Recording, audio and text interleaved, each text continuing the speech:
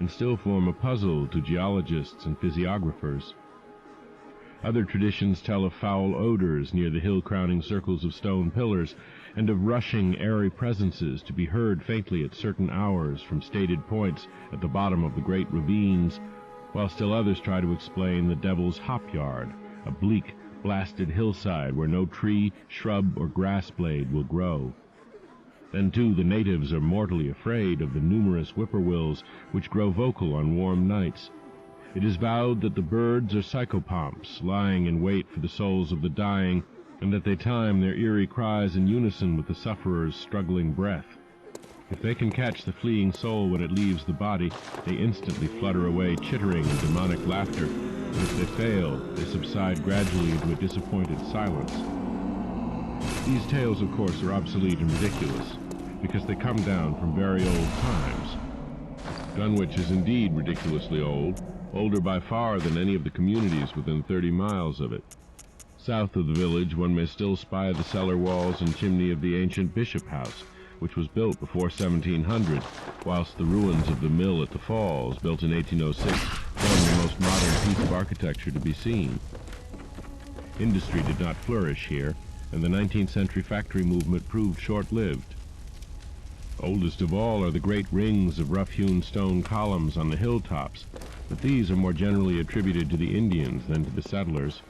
Deposits of skulls and bones found within these circles and around the sizable table-like rock on Sentinel Hill sustain the popular belief that such spots were once the burial places of the Pocumtucks, even though many ethnologists, disregarding the absurd improbability of such a theory, persist in believing the remains Caucasian.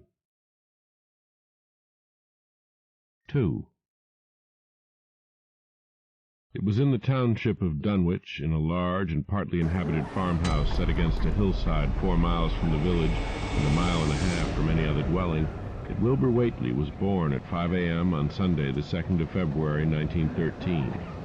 This date was recalled because it was Candlemas, which people in Dunwich curiously observe under another name, and because the noises in the hills had sounded and all the dogs of the countryside had barked persistently throughout the night before. Less worthy of notice was the fact that the mother was one of the decadent matrons, a somewhat deformed, unattractive albino woman of 45, living with an aged and half-insane father, about whom the most frightful tales of wizardry had been whispered in his youth. Lavinia Whately had no known husband, but according to the custom of the region made no attempt to disavow the child, concerning the other side of whose ancestry the country folk might, and did speculate as widely as they chose. On the contrary, she seemed strangely proud of the dark, goatish-looking infant who formed such a contrast to her own sickly and pink-eyed albinism, and was heard to mutter many curious prophecies about its unusual powers and tremendous future. Lavinia was one who would be apt to mutter such things, for she was a lone creature given to wandering amidst thunderstorms and trying to read the great, odorous books which her father had inherited for 2 centuries of Whately's, and which were fast falling to pieces with age and wormholes. She had never been to school, but was filled with disjointed scraps of ancient lore that old Whately had taught her. The remote farmhouse had always been feared because of old Whately's reputation for black magic, and the unexplained death by violence of Mrs. Whately when Lavinia was 12 years old had not helped to make the place popular. Isolated among strange influences, Lavinia was fond of wild and grandiose daydreams and singular occupations, nor was her leisure much taken up by household cares in a home from which all standards of order and cleanliness had long since disappeared. There was a hideous screaming which echoed above even the hill noises and the dogs barking on the night Wilbur was born, but no known doctor or midwife presided at his coming. Neighbors knew nothing of him till a week afterward, when old Whately drove his sleigh through the snow into Dunwich village and discoursed incoherently to the group of loungers at Osborne's general store. There seemed to be a change in the old man, an added element of furtiveness in the cloud of rain which suddenly transformed him from an object to a subject of fear. He was not going to be perturbed by any common family event.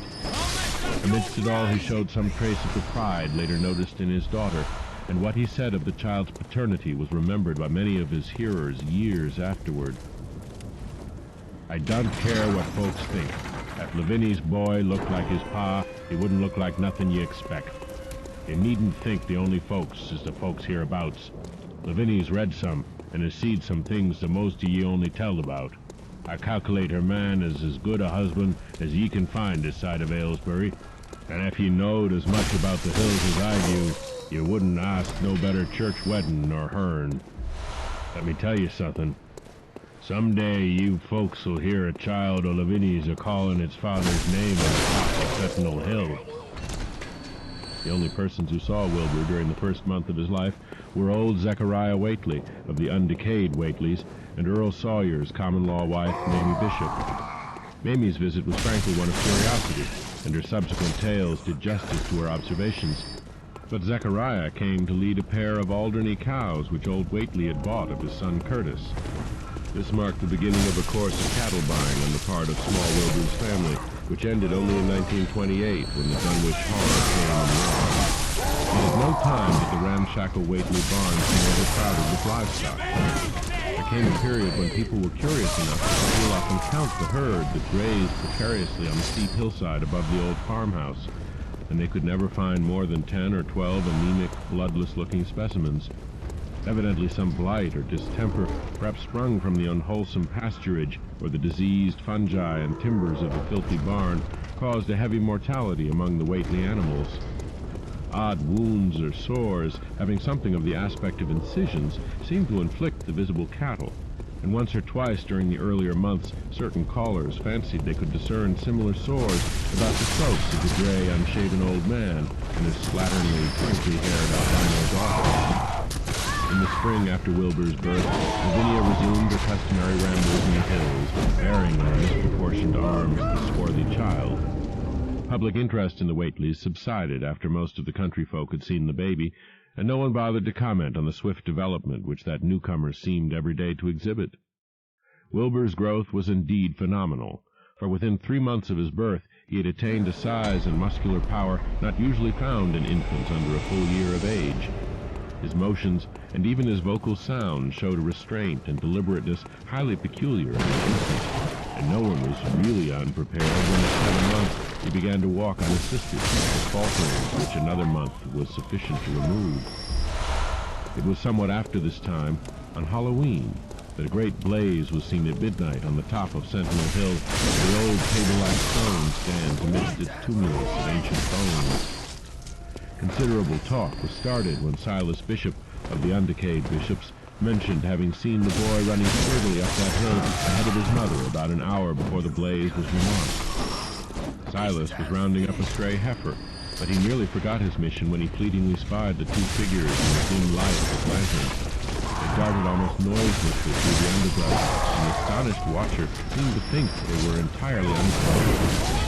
Afterwards, he could not be sure about the boy, who may have had some kind of a fringed belt and a pair of dark trunks or trousers on. Wilbur was never subsequently seen alive and conscious without complete and tightly buttoned attire, the disarrangement or threatened disarrangement of which always seemed to fill him with anger and alarm. His contrast with his squalid mother and grandfather in this respect was thought very notable, until the horror of 1928 suggested the most valid of reasons. The next January, gossips were mildly interested in the fact that Lavinia's black brat had commenced to talk, and at the age of only 11 months. The speech was somewhat remarkable, both because of its difference from the ordinary accents of the region, and because it displayed a freedom from infantile lisping of which many children of 3 or 4 might well be proud. The boy was not talkative, yet when he spoke he seemed to reflect some elusive element wholly unpossessed by Dunwich and its denizens. The strangeness did not reside in what he said, or even in the simple idioms he used, but seemed vaguely linked with his intonation or with the internal organs that produced the spoken sounds. His facial aspect, too, was remarkable for its maturity. And though he shared his mother's and grandfather's chinlessness, his firm and precociously shaped nose united with the expression of his large, dark, almost laughing eyes to give him an air of quasi-adulthood and well-nigh preternatural intelligence. He was, however, exceedingly ugly despite his appearance of brilliancy, there being something almost goatish or animalistic about his thick lips, large-pored, yellowish skin, coarse, crinkly hair, and oddly elongated ears. He was soon disliked even more decidedly than his mother and grandson, and all conjectures about him were spiced with references to the bygone magic of old Whately, and how the hills once shook when he shrieked the dreadful name of Yog Sothoth in the midst of a circle of stones with a great book open in his arms before him.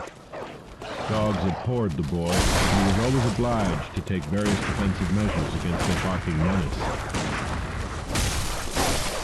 3. Meanwhile, old Whately continued to buy cattle without measurably increasing the size of his herd. He also cut timber and began to repair the unused parts of his house, a spacious, peaked-roof affair whose rear end was buried entirely in the rocky hillside, and whose 3 least-ruined ground-floor rooms had always been sufficient for himself and his daughter. There must have been prodigious reserves of strength in the old man to enable him to accomplish so much hard labor, and though he still babbled dementedly at times, his carpentry seemed to show the effects of sound calculation. It had already begun as soon as Wilbur was born, when one of the many tool shelves had been put suddenly in order, clapboarded and fitted with a stout, fresh lock. Now, in restoring the abandoned upper story of the house, he was a no less thorough craftsman. His mania showed itself only in his tight boarding up of all the windows in the reclaimed section, though many declared that it was a crazy thing to bother with the reclamation at all. Less inexplicable was his fitting up of another downstairs room for his new grandson, a room which several callers saw, though no one was ever admitted to the closely boarded upper story. This chamber he lined with tall, firm shelving, along which he began gradually to arrange, in apparently careful order, all the rotting ancient books and parts of books which during his own day had been heaped promiscuously in odd corners of the various rooms. I made some use of them, he would say, as he tried to mend a torn black-letter page with paste prepared on the rusty kitchen stove. The boy's fitting to make better use of them. He orter have them as well taught as he can, for they're going to be all of his life. When Wilbur was a year and 7 months old, in September of 1914, his size and accomplishments were almost alarming. He had grown as large as a child of 4, and was a fluent and incredibly intelligent talker. He ran freely about the fields and hills, and accompanied his mother on all her wanderings. At home he would pore diligently over the queer pictures and charts in his grandfather's books, while old Whately would instruct and catechize him through long, hushed afternoons. By this time the restoration of the house was finished, and those who watched it wondered why one of the upper windows had been made into a solid plank door. It was a window in the rear of the east gable end, close against the hill, and no one could imagine why a heated wooden runway was built up to it from the ground. About the period of this work's completion, people noticed that the old tool house, tightly locked and windowlessly clapboarded since Wilbur's birth, had been abandoned again. The door swung listlessly open, and when Earl Sawyer had stepped within after a cattle-selling call on old Whately, he was quite discomposed by the singular odor he encountered. Such a stench, he averred, as he had never before smelt in all his life except near the Indian circles on the hills, and which could not come from anything sane or of this earth. But then, the homes and sheds of Dunwich folk have never been remarkable for olfactory immaculateness. The following months were void of visible events, save that everyone swore to a slow but steady increase in the mysterious hill noises. On May Eve of 1915 there were tremors which even the Aylesbury people felt, whilst the following Halloween produced an underground rumbling queerly synchronized with bursts of flame, them which Whately's doin's, from the summit of Sentinel Hill. Wilbur was growing up uncannily, so that he looked like a boy of 10 as he entered his 4th year. He read avidly by himself now, but talked much less than formerly. A settled taciturnity was absorbing him, and for the first time people began to speak specifically of the dawning look of evil in his goatish face. He would sometimes mutter an unfamiliar jargon and chant in bizarre rhythms which chilled the listener with a sense of unexplainable terror. The aversion displayed toward him by dogs had now become a matter of wide remark, and he was obliged to carry a pistol in order to traverse the countryside in safety. His occasional use of the weapon did not enhance his popularity amongst the owners of canine guardians. The few callers at the house would often find Lavinia alone on the ground floor, while odd cries and footsteps resounded in the boarded-up second story. She would never tell what her father and the boy were doing up there, though once she turned pale and displayed an abnormal degree of fear when a jocose fish peddler tried the locked door leading to the stairway, That peddler told the store loungers at Dunwich Village that he thought he heard a horse stamping on that floor above. The loungers reflected, thinking of the door and runway and of the cattle that so swiftly disappeared. Then they shuddered as they recalled tales of old Whately's youth and of the strange things that are called out of the earth when a bullock is sacrificed at the proper time to certain heathen gods. It had for some time been noticed that dogs had begun to hate and fear the whole Whately place as violently as they hated and feared young Wilbur personally. In 1917, the war came, and Squire Sawyer Whately, as chairman of the local drafts board, had hard work finding a quota of young Dunwich men fit even to be sent to a development camp. The government, alarmed at such signs of wholesale regional decadence, sent several officers and medical experts to investigate, conducting a survey which New England newspaper readers may still recall. It was the publicity attending this investigation which set reporters on the track of the Whateleys and caused the Boston Globe and Autumn Advertiser to print flamboyant Sunday stories of young Wilbur's precociousness, old Whately's black magic, the shelves of strange books, the sealed second story of the ancient farmhouse, and the weirdness of the whole region and its hill noises. Wilbur was 4.5 then, and looked like a lad of 15. His lips and cheeks were fuzzy with a coarse, dark down, and his voice had begun to break. Earl Sawyer went out to the Whately place with both sets of reporters and cameramen and called their attention to the queer stench which now seemed to trickle down from the sealed upper spaces. It was, he said, exactly like a smell he had found in the tool shed abandoned when the house was finally repaired, and like the faint odors which he sometimes thought he caught near the stone circles on the mountains. Dunwich folk read the stories when they appeared and grinned over the obvious mistakes. They wondered, too, why the writers made so much of the fact that old Whately always paid for his cattle in gold pieces of extremely ancient date. The Whateleys had received their visitors with ill-concealed distaste, though they did not dare court further publicity by violent resistance or refusal to talk.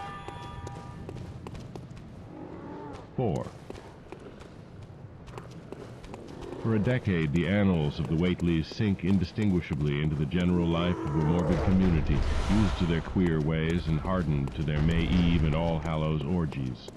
Twice a year they would light fires on the top of Sentinel Hill, at which times the mountain rumblings would recur with greater and greater violence, while at all seasons there were strange and portentous doings at the farmhouse. In the course of time, callers professed to hear sounds in the sealed upper story, even when all the family were downstairs, and they wondered how swiftly or how lingeringly a cow or bullock was usually sacrificed. There was talk of a complaint to the Society for the Prevention of Cruelty to Animals, but nothing ever came of it, since Dunwich folk are never anxious to call the outside world's attention to themselves. About 1923, when Wilbur was a boy of 10, his mind, voice, stature, and bearded face gave all the impressions of maturity, a second great siege of carpentry went on at the old house. It was all inside the sealed upper part, and from bits of discarded lumber, people concluded that the youth and his grandfather had knocked out all the partitions and even removed the attic floor, leaving only one vast open void between the ground story and the peaked roof. They had torn down the great central chimney, too, and fitted the rusty range with a flimsy outside tin stovepipe. In the spring after this event, old Whately noticed the growing number of whippoorwills that would come out of Cold Spring Glen and chirp over his window at night. He seemed to regard the circumstance as one of great significance, and told the loungers at Osborne's that he thought his time had almost come. "They whistle just in tune with my breathing now," he said. "I guess they're getting ready to catch my soul. They know it's a-going out, and don't calculate to miss it. You'll know, boys, arter I'm gone, whether they get me or not. If they do, they'll keep up a-singing and laughing till break of day. If they don't, they'll kinder quiet down like. I expect them and the souls they hunts fer have some pretty tough tussles sometimes." On Lammas night 1924, Dr. Houghton of Aylesbury was hastily summoned by Wilbur Whately, who had lashed his one remaining horse through the darkness and telephoned from Osborne's in the village. He found old Whately in a very grave state, with a cardiac action and stertorous breathing that told of an end not far off. The shapeless albino daughter and oddly bearded grandson stood by the bedside, whilst from the vacant abyss overhead there came a disquieting suggestion of rhythmical surging or lapping as of the waves on some level beach. scarcely disturbed by the chattering night birds outside, a seemingly limitless legion of whippoorwills that cried their endless message in repetitions timed diabolically to the wheezing gasps of the dying man. It was uncanny and unnatural. Too much, thought Dr. Houghton, like the whole of the region that entered so reluctantly in response to the urgent call. Toward 1 o'clock, old Whately gained consciousness and interrupted his wheezing to choke out a few words to his grandson. "More space, Willie. More space soon. You grows, and that grows faster. We'll be ready to sarve ye soon, boy. Open up the gates to Yog Sothoth with the long chant that you'll find on page 751 of the complete edition, and then put a match to the prison. Fire from earth can't burn it nohow." He was obviously quite mad. After a pause, during which the flock of whippoorwills outside adjusted their cries to the altered tempo, while some indications of the strange hill noises came from afar off, he added another sentence or two. "Feed it regular, Willie. Mind the quantity. But don't let it grow too fast for the place. For if it busts the quarters that gets out before ye opens the Yog Sothoth, it's all over and no use. Only them from beyond can make it multiply and work. Only them, the old uns, as wants to come back." The speech gave place to gasps again, and Lavinia screamed at the way the whippoorwills followed the change. It was the same for more than an hour when the final throaty rattle came.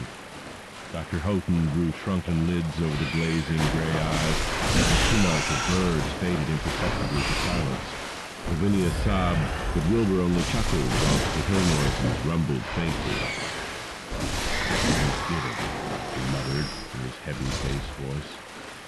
Wilbur was by this time a scholar of really tremendous erudition in his one-sided way, and was quietly known by correspondence to many librarians in distant places where rare and forbidden books of old days are kept. He was more and more hated and dreaded around Dunwich because of certain youthful disappearances which suspicion laid vaguely at his door, but was always able to silence inquiry through fear or through use of that fund of old-time gold which still, as in his grandfather's time, went forth regularly and increasingly for cattle buying.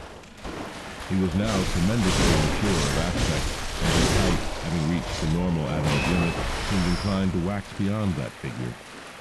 In 1925, when a scholarly correspondent from Miskatonic University called upon him one day and departed pale and puzzled, he was fully 6 3/4 feet tall. Through all the years, Wilbur had treated his half-deformed albino mother with a growing contempt, finally forbidding her to go to the hills with him on May Eve and Hallowmass, and in 1926, the poor creature complained to Mamie Bishop of being afraid of him. "They's more about him as I knows than I can tell ye, Mamie," she said, "and nowadays they's more nor what I know myself. I vow afore God, I don't know what he wants, nor what he's a-trying to do."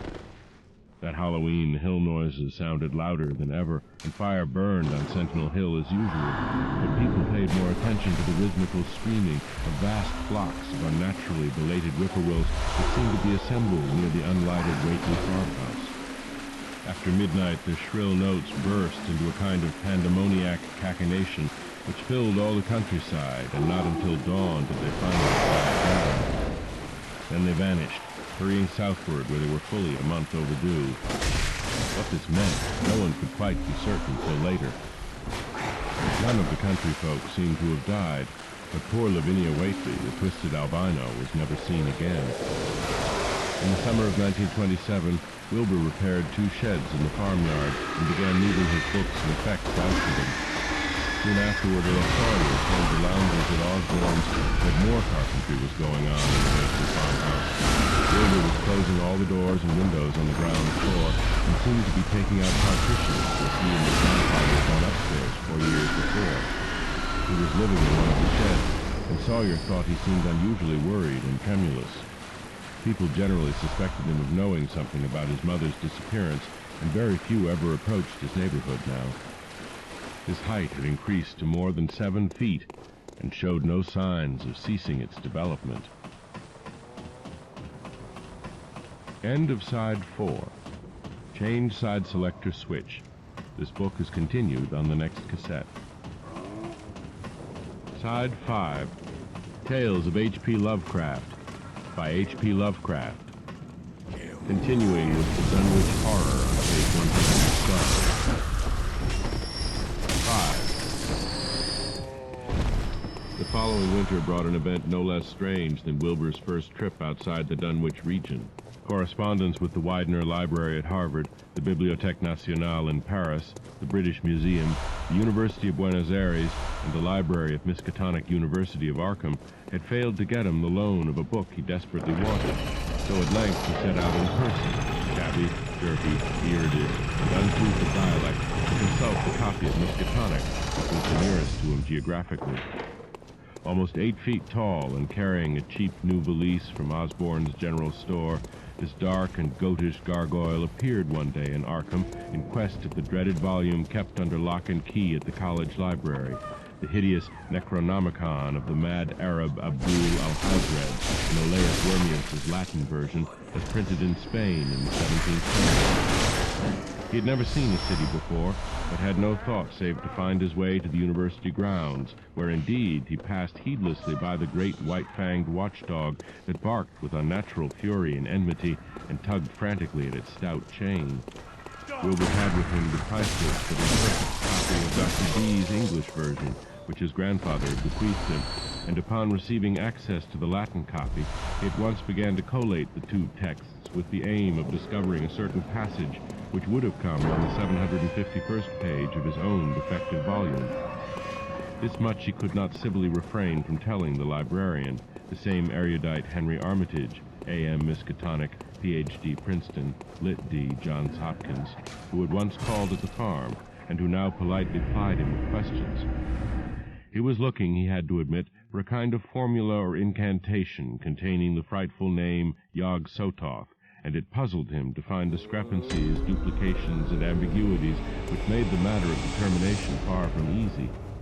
As he copied the formula he finally chose, Dr. Armitage looked involuntarily over his shoulder at the open pages, the left-hand one of which, in the Latin version, contained such monstrous threats to the peace and sanity of the world.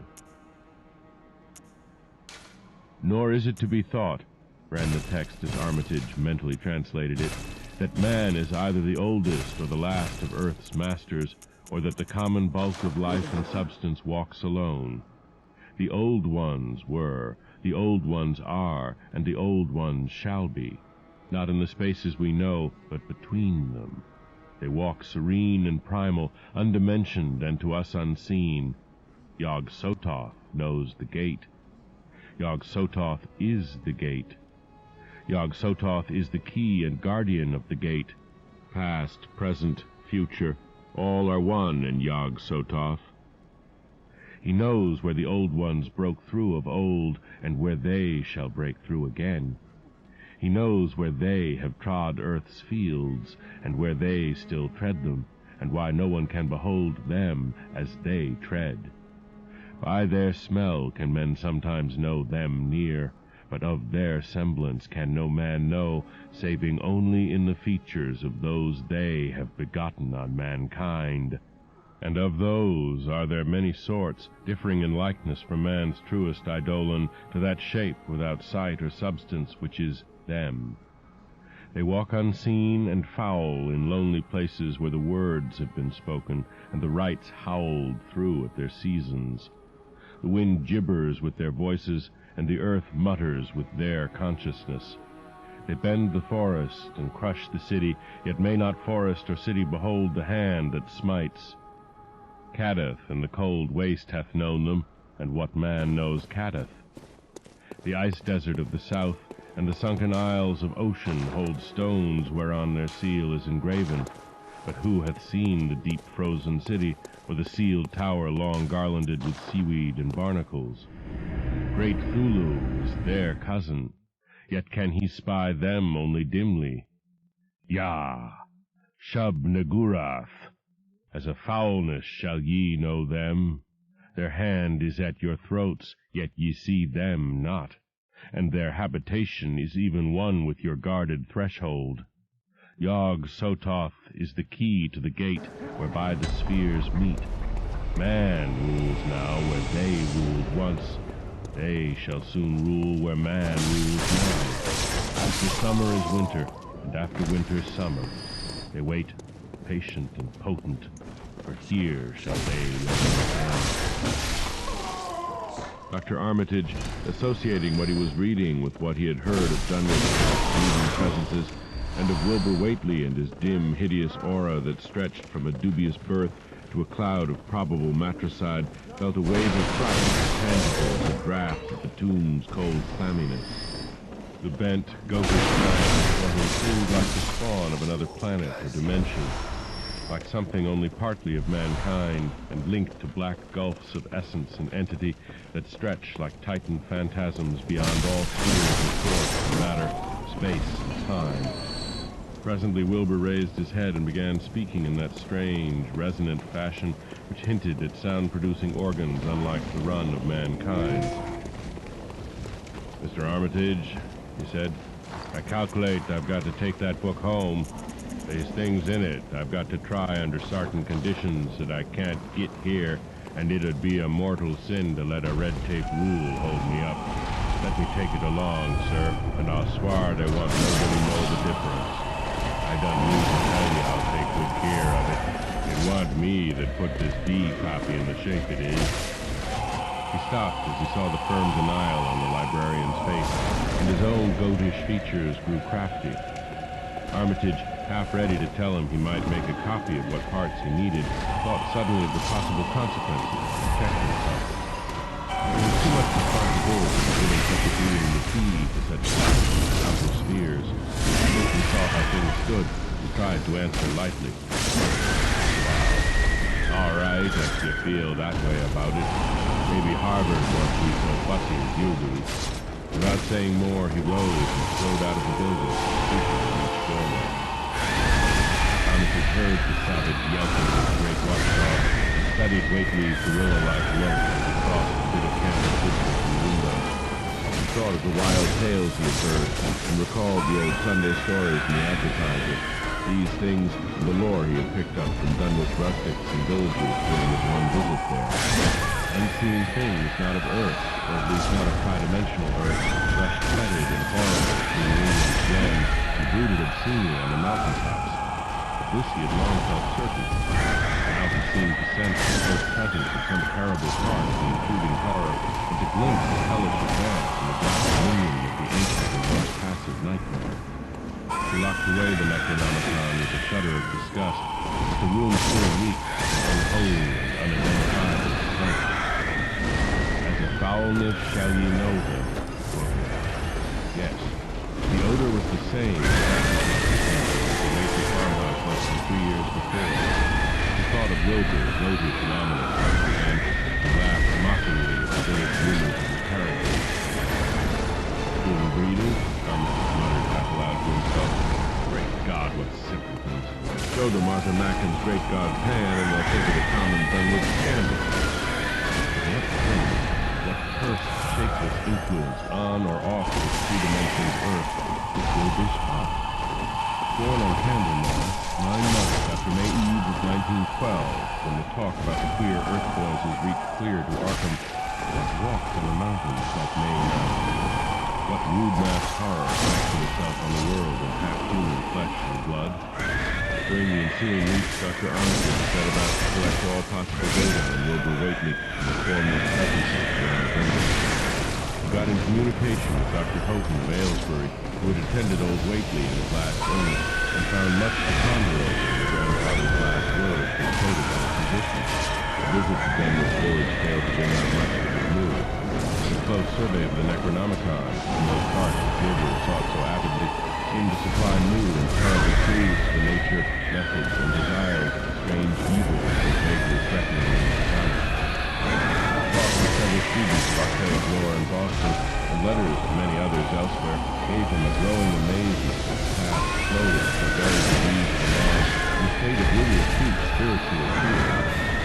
As the summer drew on, he felt dimly that something ought to be done about the lurking terrors of the upper Miskatonic Valley and about the monstrous being known to the human world as Wilbur Whately. 6. The Dunwich horror itself came between Lammas and the equinox in 1928, and Dr. Armitage was among those who witnessed its monstrous prologue. He had heard, meanwhile, of Whately's grotesque trip to Cambridge and of his frantic efforts to borrow or copy from the Necronomicon at the Widener Library. Those efforts had been in vain. Armitage had issued warnings of the keenest intensity to all librarians and in charge of the dreaded volume. Wilbur had been shockingly nervous at Cambridge, anxious for the book, yet almost equally anxious to get home again, with the fear the results of being in the way lost. Early in August, the half-expected outcome developed, and in the small hours of the third, Dr. Armitage was awakened suddenly by the wild, fierce cries of the savage watchdog from college campus. Deep and terrible, the snarling, half-mad growls and barks continued, always in mounting volume, but with hideously significant pauses. Then there rang out a scream from a wholly different throat, such a scream as roused half the sleepers of Arkham and haunted their dreams ever afterward. Such a scream as could come from no being born on earth or the other. Armitage, hastening in his clothing and rushing across the street and lawn to the college buildings, saw that others were ahead of him and heard the echoes of the burglary alarm and shrilling from the library. An open window showed black and gaping in the moonlight. What had come had indeed completed its entrance, for the barking and the screaming, now fast fading into a mixed growling and moaning, proceeded unmistakably from the building. Some instinct warned Armitage that what was taking place was not a thing for unfortified eyes to see, and he rushed back to town with the thorns to unlock the vestibule door. Among the others he saw Professor Warren Wright and Dr. Francis Morgan, men to whom he had told some of his conjectures and misgivings, and these too motioned to accompany him inside. The inward sounds, except for a watchful, droning whine from the dog, had by this time quite subsided. But Armitage now perceived with a sudden start that a loud chorus of whippoorwills among the shrubbery had commenced a damnably rhythmical piping, as if in unison with the last breaths of a dying man. The building was full of a frightful stench, which Dr. Armitage knew too well, and the three men rushed across the hall to the small genealogical reading room, whence the low whining came. For a second nobody dared to turn on the light. Then Armitage summoned up his courage and snapped the switch. One of the three, it is not certain which, shrieked aloud at what sprawled before them among disordered tables and overturned chairs. Professor Rice declares that he wholly lost consciousness for an instant, though he did not stumble or fall. The thing that lay half-bent on its side in a fetid pool of greenish-yellow ichor and tarry stickiness was almost 9 feet tall, and the dog had torn off all the clothing and some of the skin. It was not quite dead, but twitched silently and spasmodically while its chest heaved in monstrous unison with the mad piping of the expectant whippoorwills outside. Bits of shoe leather and fragments of apparel were scattered about the room, and just inside the window an empty canvas sack lay where it had evidently been thrown.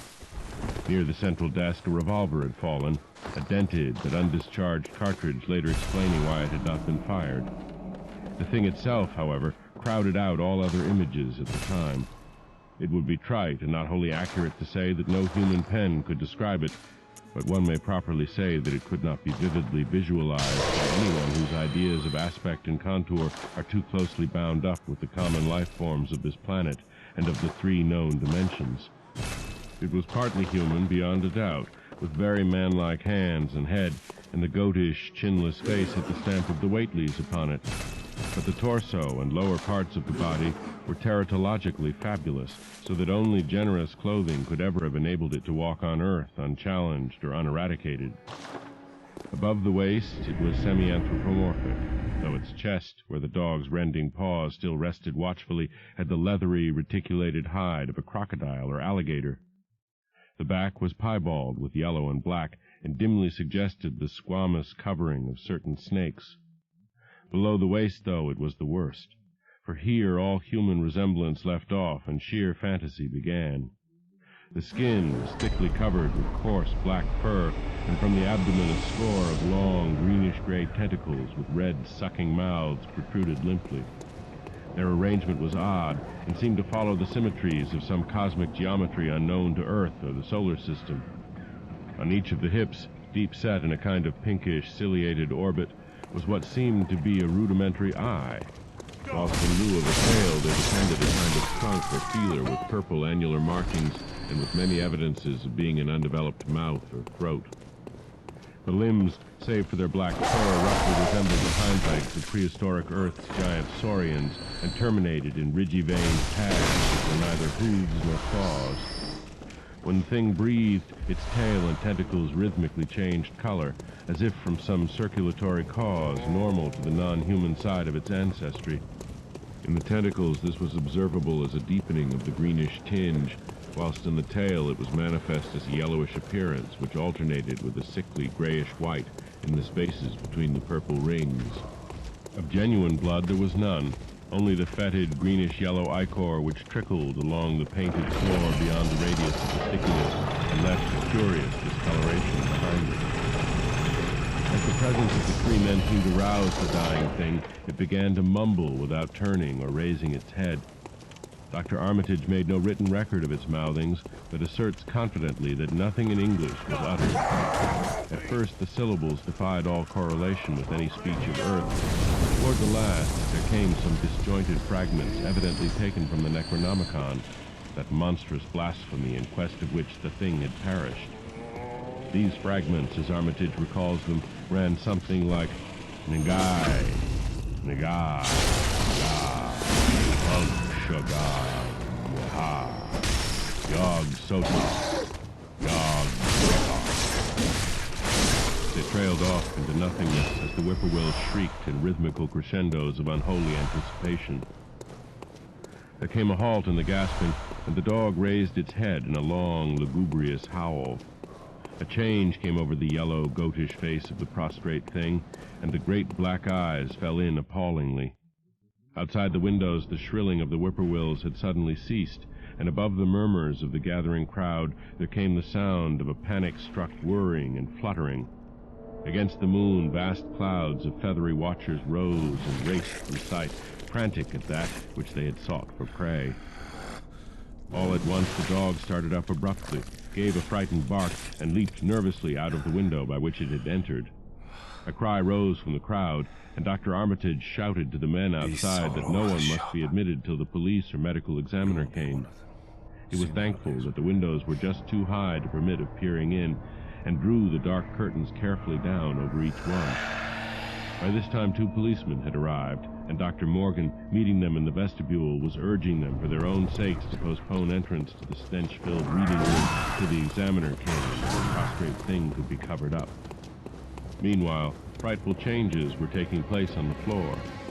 One need not describe the kind and rate of shrinkage and disintegration that occurred before the eyes of Dr. Armitage and Professor Rice, but it is permissible to say that, aside from the external appearance of face and hands, the really human element of Wilbur Waitley must have been very small.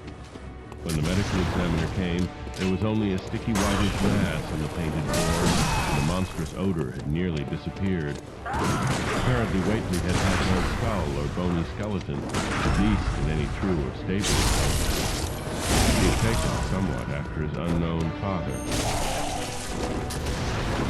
7.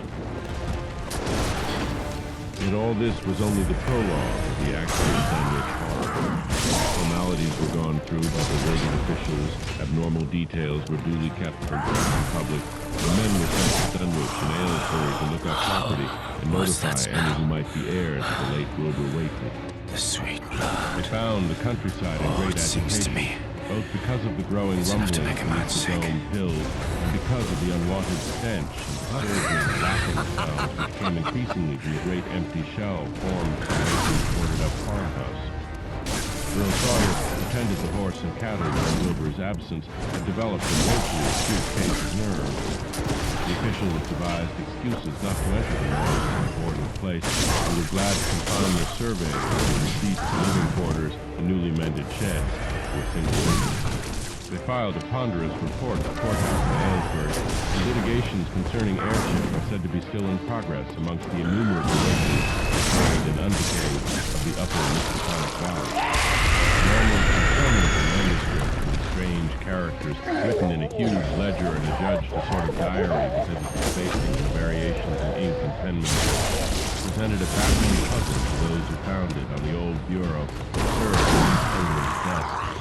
After a week of debate, it was sent to Miskatonic University, together with the deceased collection of strange study and possible translation, but even the best linguists saw that it was not likely to be unriddled with ease. No trace of the ancient gold with which William paid their debts. It was in the dark December night that the horror broke in. The Hillmore was pronounced during the evening, and dogs barked all night. Early risers noticed a peculiar sound. About 7 o'clock, Luther Brown, a hired boy at George Corey's between Cold Spring Glen and Village, rushed frenziedly back from his morning trip to find the meadow. Almost convulsed with fright. In the yard outside, the no less frightened bird was lowing pitifully, having followed the great shock and panic they shared with him. Between gasps, Luther tried to up there in the rud beyond the glen, Miss Corey. There's something been there. Smells like thunder, and all the bushes and little trees is pushed back from the rud like they'd a house and moved along it. And that ain't the worst, nother. There's prints in the rud, Miss Corey. Great round prints as big as barrelheads, all sunk down deep like an elephant had been along. Only they's a sight more nor 4 feet could make. I looked at 1 or 2 afore I run, and I see every one was covered with lines spreading out from one place like as if big palm leaf fans, twice or 3 times as big as any they is, had have been pounded down into the rud, and the smell was awful, like what it is around Wizard Whately's old house. Here he faltered, and seemed to shiver afresh with the fright that had sent him flying home. Mrs. Corey, unable to extract more information, began telephoning the neighbors, thus starting on its round the overture of panic that heralded the major terrors. When she got Sally Sawyer, housekeeper at Seth Bishop's, the nearest place to Whately's, it became her turn to listen instead of transmit. For Sally's boy Chauncey, who slept poorly, had been up on the hill toward Whately's and had dashed back in terror after one look at the place and at the pasturage where Mr. Bishop's cows had been left out all night. "Yes, Miss Corey," came Sally's tremulous voice over the party wire.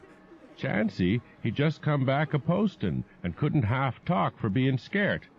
He says old Whately's house is all blowed up, but the timbers scattered round like they'd been dynamite inside, only the bottom floor ain't through, but is all covered with a kind o' tar-like stuff that smells awful and drips down often the ages onto the ground, where the side timbers is blown away. And they's awful kinder marks in the yard, too, great round marks, bigger round than a hogshead, and all sticky with stuff like as on the blowed-up house. Chauncey, he says they leads off into the medders, where a great swath wider'n a barn is matted down, and all the stone walls tumbled every which way, wherever it goes. And he says he, Miss Corey, as how he sought to look for Seth's cows, frightened as he was, and found 'em in the upper pasture nigh the Devil's Hop Yard in an awful shape. Half on 'em's clean gone, and nigh half of them that's left is sucked most dry of blood, with sores on 'em like they's been on Whately's cattle ever since Lavinia's black brat was born. Seth, he's gone out now to look at 'em, though I'll vow he weren't keer to git very nigh Wizard Whately's. Big matted down swath led after it left the pasturage, but he says he think it pinted toward the Glen Rud to the village. I tell ye, Miss Corey, they's somethin' abroad as hadn't oughter be abroad, and I for one think that Black Wilbur Whately, as come to the bad eend he desarved, is at the bottom of the breedin' of it.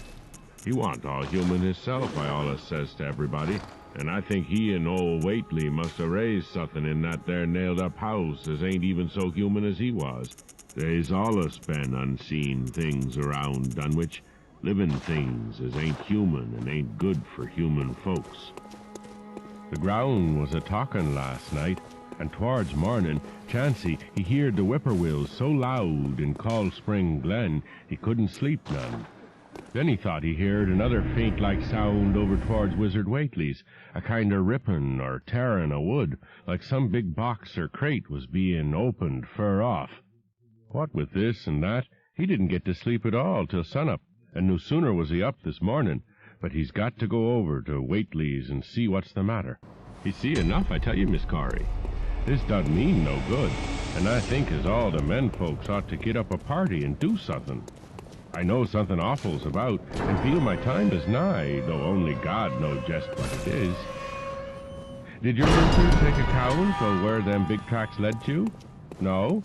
Well, Miss Corrie, if they was on the Glen Rud this side of the glen, and ain't got to your house yet, I calculate they must go into the glen itself. They would do that. I allus says Cold Spring Glen ain't no healthy nor decent place. The whippoorwills and fireflies there never did act like they was creatures o' God. And they's them as says ye can hear strange things a-rushin' and a-talkin' in the air down there, if you stand in the right place, between the rock falls and Bear's Den. By that noon, fully 3/4 of the men and boys of Dunwich were trooping over the roads and meadows between the new-made Whately ruins and Cold Spring Glen, examining in horror the vast, monstrous prints, the maimed bishop cattle, the strange, noisome wreck of the farmhouse, and the bruised, matted vegetation of the fields and roadsides. Whatever had burst loose upon the world had assuredly gone down into the great sinister ravine, for all the trees on the bank were bent and broken, and a great avenue had been gouged in the precipice-hanging underbrush. It was as though a house, launched by an avalanche, had slid down through the tangled growths of the almost vertical slope. From below no sound came, but only a distant, undefinable fetor. And it is not to be wondered at that the men preferred to stay on the edge and argue, rather than descend and beard the unknown cyclopean horror in its lair. 3 dogs that were with the party had barked furiously at first, but seemed cowed and reluctant when near the glen. Someone telephoned the news to the Aylesbury Transcript, but the editor, accustomed to wild tales from Dunwich, did no more than concoct a humorous paragraph about it, and that was soon afterward reproduced by the Associated Press. That night everyone went home, and every house and barn was barricaded as stoutly as possible. Needless to say, no cattle were allowed to remain in open pasture. About 2 in the morning, a frightful stench and the savage barking of the dogs awakened the household at Elmer Fry's on the eastern edge of Cold Spring Glen, and all agreed that they could hear a sort of muffled swishing or lapping sound from somewhere outside. Mrs. Fry proposed telephoning the neighbors, and Elmer was about to agree when the noise of splintering wood burst in upon their deliberations. It came apparently from the barn, and was quickly followed by a hideous screaming and stamping amongst the cattle. The dogs slabbered and crouched close to the feet of the fear-numbed family. Fry lit a lantern through force of habit, but knew it would be death to go out into that black farmyard. The children and the womenfolk whimpered, kept from screaming by some obscure, vestigial instinct of defense which told them their lives depended on silence. At last the noise of the cattle subsided to a pitiful moaning, and a great snapping, crashing, and crackling ensued. Fries, huddled together in the sitting room, did not dare to move until the last echoes died away far down in Cold Spring Glen. Then, amidst the dismal moans from the stables and the demoniac piping of late whippoorwills in the glen, Selina Fry tottered to the telephone and spread what news she could of the second phase of the horror. The next day all the countryside was in a panic, and cowed, uncommunicative groups came and went where the fiendish thing had occurred. 2 tightened paths of destruction stretched from the glen to the Fry farmyard. Monstrous prints covered the bare patches of ground, and one side of the old red barn had completely caved in. Of the cattle, only a quarter could be found and identified. Some of these were in curious fragments, and all that survived had to be shot. Earl Sawyer suggested that help be asked from Aylesbury or Arkham, but others maintained it would be of no use. Old Zebulon Whately, of a branch that hovered about halfway between soundness and decadence, made darkly wild suggestions about rites that ought to be practiced on the hilltops. He came of a line where tradition ran strong, and his memories of chantings in the great stone circles were not altogether connected with Wilbur and his grandfather. Darkness fell upon a stricken countryside too passive to organize for real defense. In a few cases, closely related families would band together and watch in the gloom under one roof. But in general, there was only a repetition of the barricade of the night before, and a futile, ineffective gesture of loading muskets and setting pitchforks handily about. Nothing, however, occurred except some hill noises, And when the day came, there were many who hoped that the new horror had gone as swiftly as it had come. There were even bold souls who proposed an offensive expedition down in the glen, although they did not venture to set an actual example to the still reluctant majority. When night came again, the barricading was repeated, though there was less huddling together of families. In the morning, both the Fry and the Seth Bishop households reported excitement among the dogs and vague sounds and stenches from afar, while early explorers noted with horror a fresh set of the monstrous tracks in the road skirting Sentinel Hill. As before, the sides of the road showed a bruising indicative of the blasphemously stupendous bulk of the horror, whilst the conformation of the tracks seemed to argue a passage in two directions, as if the moving mountain had come from Cold Spring Glen and returned to it along the same path. At the base of the hill, 30-foot rocks, crushed rubbery saplings led steeply upward, and the seekers gasped when they saw that even the most perpendicular places did not deflect the enormous trail.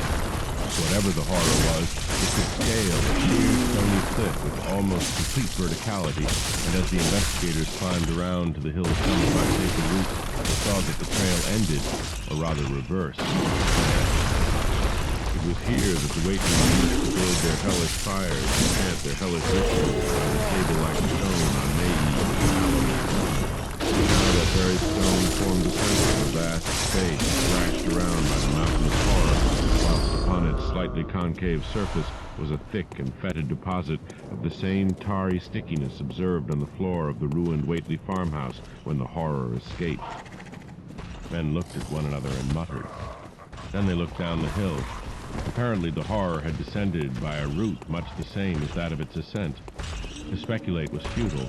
Reason, logic, and normal ideas of motivation stood confounded. Only old Zebulon, who was not with the group, could have done justice to the situation or suggested a plausible explanation. Thursday night began much like the others, but it ended. The whippoorwills in the glen had screamed with such unusual persistence that many could not sleep, and about 3 a.m. all the party telephones rang tremulously. Those who took down their receivers heard a fright-mad voice shriek out, "Help! Oh my God!" And some thought a crashing sound followed the breaking off of the exclamation. There was nothing more. No one dared do anything, and no one knew till morning whence the call came. Then those who had heard it called everyone on the line, and found that only the Frys did not reply.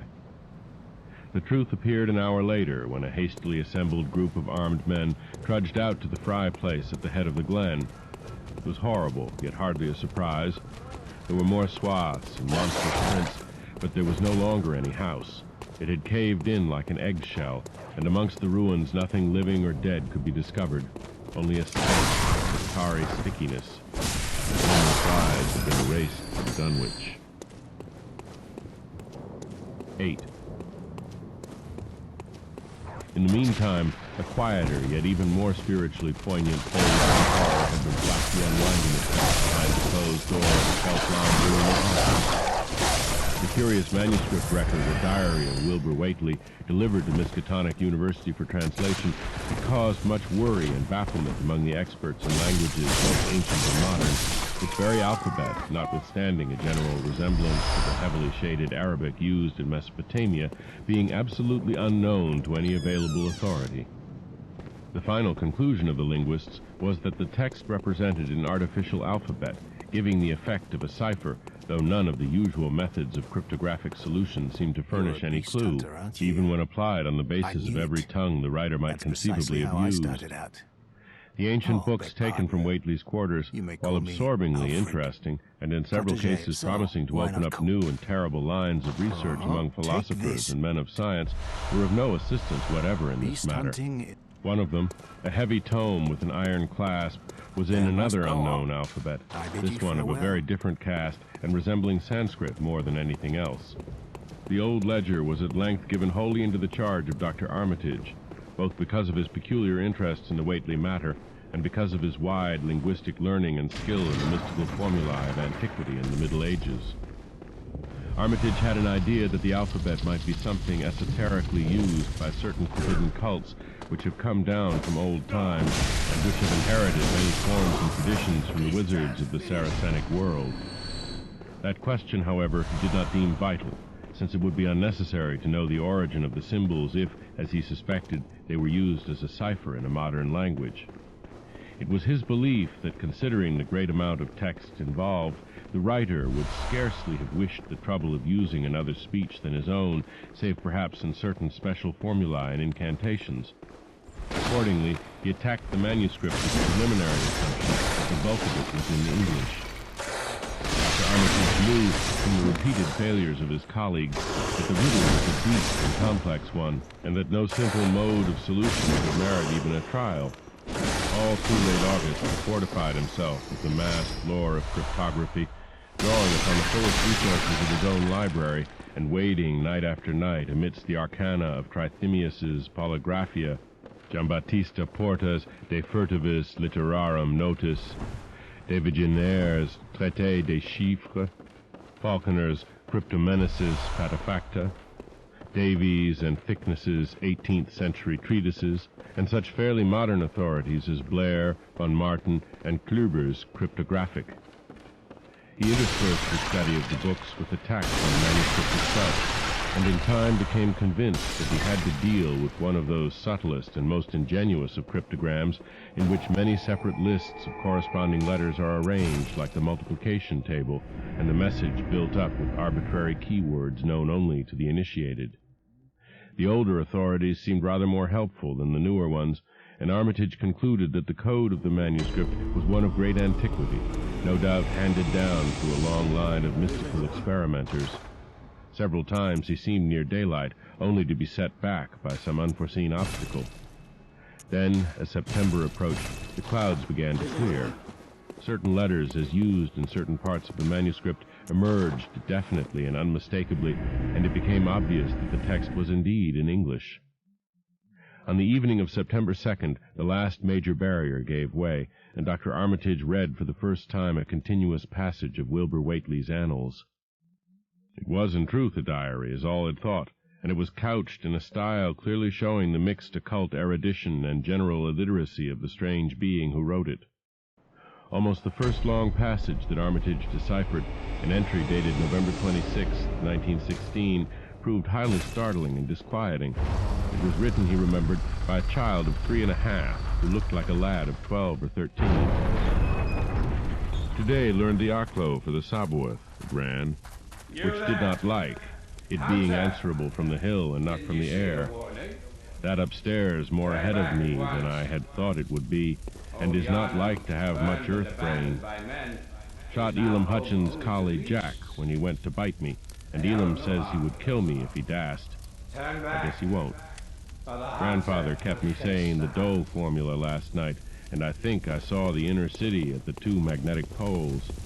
I shall go to those poles when the earth is cleared off, if I can't break through with the Do-Na formula when I commit it. They from the air told me at Sabbath it will be years before I can clear off the earth, and I guess Grandfather will be dead then, so I shall have to learn all the angles of the planes and all the formulas between the and the Ninger. You are a skilled They from outside will help, but they cannot take body without human blood. That upstairs looks as if we'll have the right cast. I can see it a little when I make the Boorish sign or blow the powder of Ibn Ghazi at it, and it is near like them at May Eve on the hill. The other face may wear off some. I wonder how I shall look when the earth is cleared and there are no earth beings on it. He that came from the Aklo Saboth said I may be transfigured, there being much of outside to work on. Morning found Dr. Armitage in a cold sweat of terror and a frenzy of wakeful concentration. He had not left the manuscript all night, but sat at his table under the electric light, turning page after page with shaking hands as fast as he could decipher the cryptic text. He had nervously telephoned his wife who would not be home, and when she brought him a breakfast from the house, he could scarcely dispose of a mouthful. All that day he read on, now and then halted maddeningly as a reapplication of the complex key became necessary. Lunch and dinner were brought him, but he ate only the smallest fraction of either. Toward the middle of the next night he drowsed off in his chair, but soon woke out of a tangle of nightmares almost as hideous as the truths and menaces to man's existence that he had uncovered. On the morning of September 4th, Professor Rice and Dr. Morgan insisted on seeing him for a while and departed trembling and ashen gray. That evening he went to bed, but slept only fitfully. Wednesday, the next day, he was back at the manuscript and began to take copious notes both from the current sections and from those he had already deciphered. In the small hours of that night he slept a little in an easy chair in his office, but was at the manuscript again before dawn. Some time before noon, his physician, Dr. Hartwell, called to see him and insisted that he cease work. He refused, intimating it was of the most vital importance for him to complete the reading of the diary and promising an explanation in due course of time. That evening, just as twilight fell, he finished his terrible perusal and sank back exhausted. His wife, bringing his dinner, found him in a half-comatose state, but he was conscious enough to warn her off with a sharp cry when he saw her eyes wander toward the notes he had taken. Weakly rising, he gathered up the scribbled papers and sealed them all in a great envelope, which he immediately placed in his inside coat pocket. He had sufficient strength to get home, but was so clearly in need of medical aid that Dr. Hartwell was summoned at once. As the doctor put him to bed, he could only mutter over and over again, "But what, in God's name, can we do?" Dr. Armitage slept, but was partly delirious the next day. He made no explanations to Hartwell, but in his calmer moments spoke of the imperative need of a long conference with Rice and Morgan. His wilder wanderings were very startling indeed, including frantic appeals that something in a boarded-up farmhouse be destroyed, and fantastic references to some plan for the extirpation of the entire human race and all animal and vegetable life from the earth by some terrible elder of beings from another dimension. He would shout that the world was in danger, since the elder things wished to strip it and drag it away from the solar system and cosmos of matter into some other plane or phase of entity from which it had once fallen by gentillions of eons ago. At other times he would call for the dreaded Necronomicon and the Demonolatria of Remigius, in which he seemed hopeful of finding some formula to check the peril he conjured up. "Stop them! Stop them!" he would shout. "Those Whateleys meant to let them in, and the worst of all is left. Tell Rice and Morgan we must do something. It's a blind business, but I know how to make the powder. It hasn't been fed since the 2nd of August, when Wilbur came here to his death, and at that rate—" But Armitage had a sound physique despite his 73 years, and slept off his disorder that night without developing any real fever. He woke late Friday, clear of head, though sober with a gnawing fear and tremendous sense of responsibility. Saturday afternoon he felt able to go over to the library and summon Rice and Morgan for a conference, and the rest of that day and evening the three men tortured their brains in the wildest speculation and the most desperate debate. Strange and terrible books were drawn voluminously from the stacked shelves and from secure places of storage, and diagrams and formulae were copied with feverish haste and in bewildering abundance. Of skepticism there was none. All three had seen the body of Wilbur Whateley as it lay on the floor in a room of that very building, and after that not one of them could feel even slightly inclined to treat the diary as a madman's raving. Opinions were divided as to notifying the Massachusetts State Police, and the negative finally won.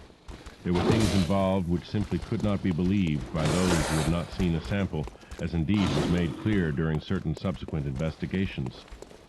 Late at night, the conference disbanded without having developed a definite plan, but all day Sunday Armitage was busy comparing formulae and mixing chemicals obtained from the college laboratory.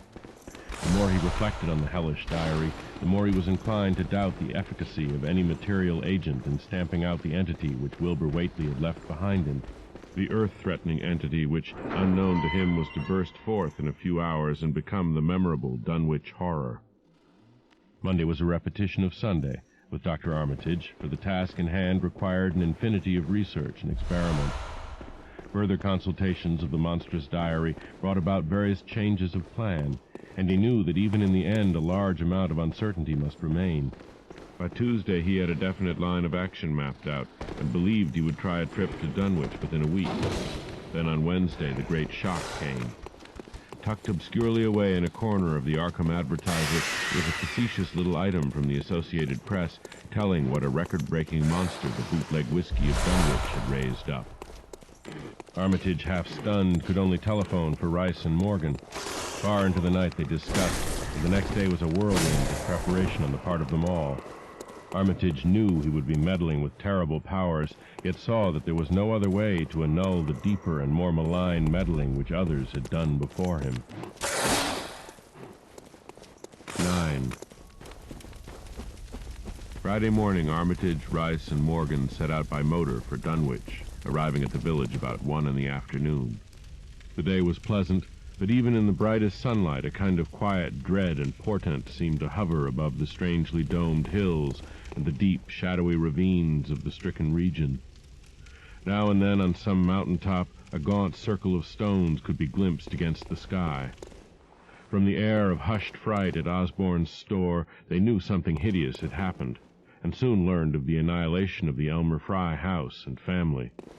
Throughout that afternoon they rode around Dunwich, questioning the natives concerning all that had occurred, and seeing for themselves with rising pangs of horror the drear Fry ruins with their lingering traces of the tarry stickiness, the blasphemous tracks in the Fry yard, the wounded Seth Bishop cattle, and the enormous swaths of disturbed vegetation in various places. The trail up and down Sentinel Hill seemed to Armitage of almost cataclysmic significance, and he looked long at the sinister altar-like stone on the summit. At length the visitors, apprised of a party of state police, which had come from Aylesbury that morning in response to the first telephone reports of the Fry tragedy, decided to seek out the officers and compare notes as far as practicable. This, however, they found more easily planned than performed, since no sign of the party could be found in any direction. There had been 5 of them in a car, but now the car stood empty near the ruins in the Fry yard. The natives, all of whom talked to policemen, seemed at first perplexed at Armitage and his companions.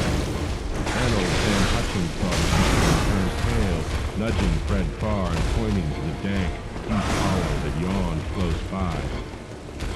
"God," he gasped, "I tell them not to go down into the glen, and I never thought nobody'd do it with them tracks and that smell and the whippoorwills are screeching down there in the dark on noonday." Cold shudder to natives and visitors alike, and every ear seemed strained with a kind of instinctive, unconscious listening. Armitage, now that he had actually come upon the horror and its monstrous work, trembled with the responsibility he felt to be his. Night would soon fall, and it was then that the mountain was flatly lumbered upon its endless course. Rhodium perambulans in tenebris. The old librarian rehearsed the formula he had memorized, and touched the paper containing the alternative he had not memorized. He saw that his electric flashlight had been working over. Right beside him, took from a valise a metal spray that was used for fighting insects, whilst Morgan uncased the big game rifle on which he relied despite his colleagues' warnings that no material weapon would help. Armitage, having read the hideous diary, knew painfully well what kind of a manifestation he was expecting, and did not add to the fright of the Dunwich people by giving any hints or clues. He hoped that it might be conquered without any revelation to the world of the monstrous thing it had escaped. As the shadows gathered, the natives commenced to disperse homeward, anxious to bar themselves indoors, and found the present evidence that all human rocks and hope were useless before a forest of stone trees, like houses when they chose.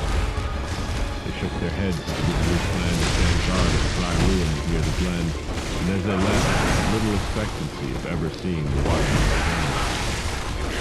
There were rumblings under the hills that night, and the whippoorwills piped threateningly.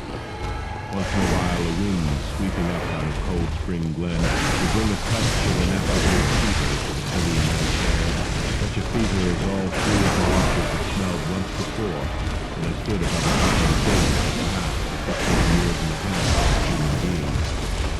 But the looked-for terror was here. Whatever was down there in the glen was lighter than before, and Armitage told his colleagues that it would be impossible to try to attack it in the dark. Morning came wanly, and the night sound ceased. It was a gray, bleak day, with now and then a drizzle of rain, and heavier clouds seemed to be piling themselves up beyond the hills to the northwest. The men from Arkham were undecided what to do. Seeking shelter from the increasing rainfall beneath one of the few undestroyed Fry outbuildings, they debated the wisdom of waiting, or of taking the aggressive and going down into the glen in quest of their nameless, monstrous quarry. The downpour waxed in heaviness, and distant peals of thunder sounded from far horizons. Sheet lightnings shimmered, and then a forky bolt flashed near at hand, as if descending into the accursed glen itself. The sky grew very dark, and the watchers hoped that the storm would prove a short, sharp one, followed by clear weather.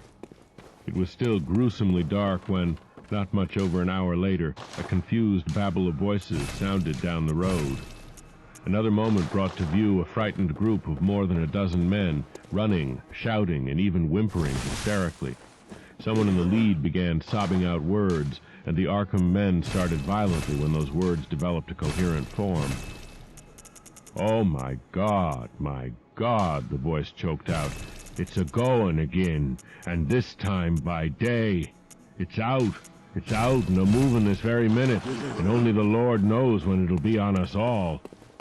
The speaker panted into silence, but another took up his message. "Nigh on an hour ago, Zeb Whately here heard the phone a-ringin', and it was Miss Corey, George's wife that lives down by the junction. She says the hired boy Luther was out driving in the cows from the storm arter the big bolt when he see all the trees a-bendin' at the mouth o' the glen opposite side ter this, and smelt the same awful smell like he smelt when he found the big tracks last Monday morning.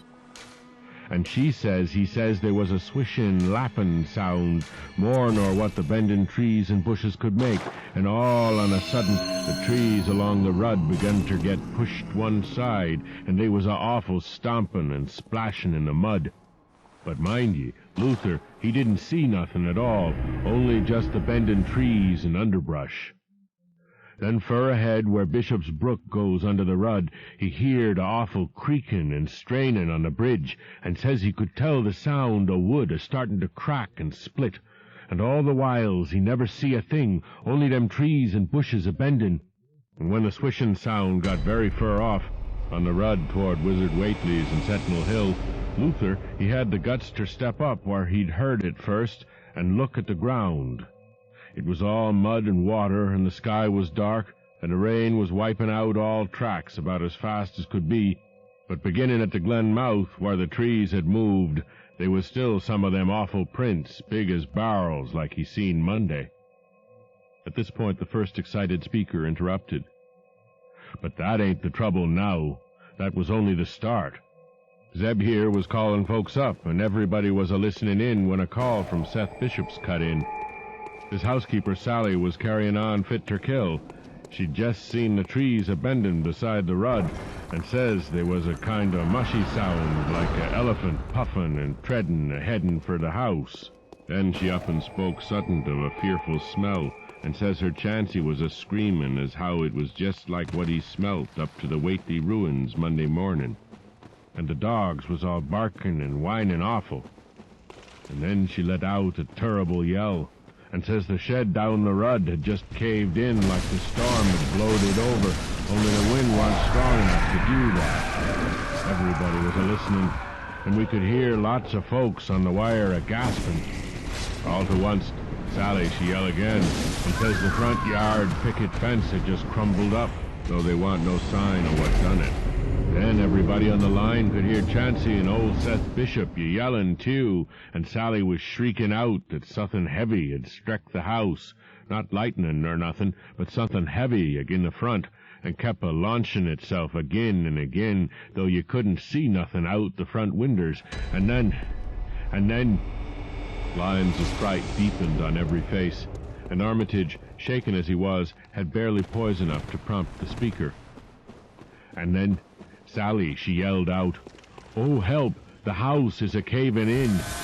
And on the wire we could hear a terrible crashin' and a whole flock of screamin', just like when Elmer Fry's place was tuck, only wuss. The man paused, and another of the crowd spoke. "That's all. Not a sound nor squeak over the phone arter that. Just still like. We that heard it got out Fords and wagons and rounded up as many able-bodied menfolks as we could get at Corey's place and come up here to see what you thought best to do. Not but what I think it's the Lord's judgment for our iniquities that no mortal can ever set aside." Armitage saw that the time for positive action had come and spoke decisively to the faltering group of frightened rustics. "We must follow it, boys." He made his voice as reassuring as possible. "I believe there's a chance of putting it out of business. You men know that those Whateleys were wizards. Well, this thing is a thing of wizardry and must be put down by the same means. I've seen Wilbur Whately's diary and read some of the strange old books he used to read, and I think I know the right kind of spell to recite to make the thing fade away. Of course, one can't be sure, but we can always take a chance. It's invisible. I knew it would be, but there's a powder in this long-distance sprayer that might make it show up for a second. Later on, we'll try it. It's a frightful thing to have alive, but it isn't as bad as what Wilbur would have let in if he'd lived longer. You'll never know what the world has escaped. Now we've only this one to fight, and it can't multiply. It can, though, do a lot of harm, so we mustn't hesitate to rid the community of it. We must follow it, and the way to begin is to go to the place that has just been wrecked. Let somebody lead the way. I don't know your roads very well, but I've got an idea that there might be a shorter cut across lots. How about it?"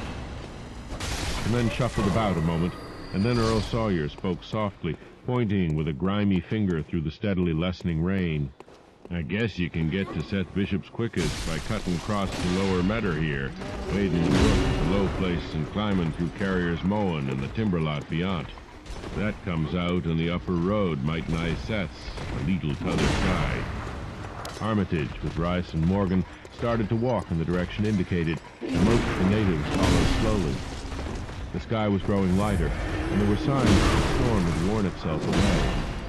When Armitage inadvertently took a wrong direction, Joe Osborne warned him and walked ahead to show the right one. Courage and confidence were mounting, though the twilight of the almost perpendicular wooded hill which lay toward the end of their shortcut, and among whose fantastic ancient trees they had to scramble as if up a ladder, put these qualities to a severe test.